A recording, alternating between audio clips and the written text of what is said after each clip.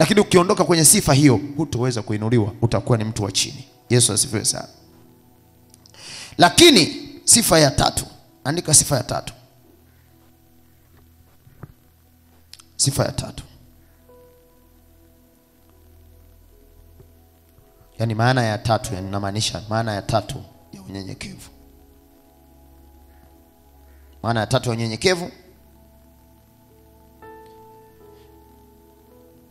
ni kujiweka chini ya mtu mwingine.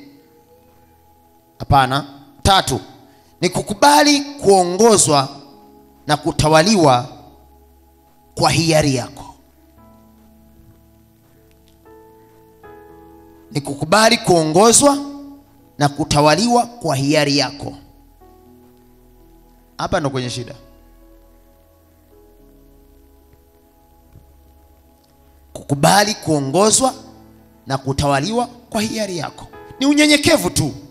Baba, nahitaji yani unyenyekevu tu ndio unakufanya uwe unyenyekee. Haimaanishi huna mawazo, haimaanishi hauwezi kufika mbali. Hapana, ni kwa sababu umeamua kutengeneza mahusiano na kuweza kukubali huyu mtu awe mkubwa kwangu. Hivyo tu.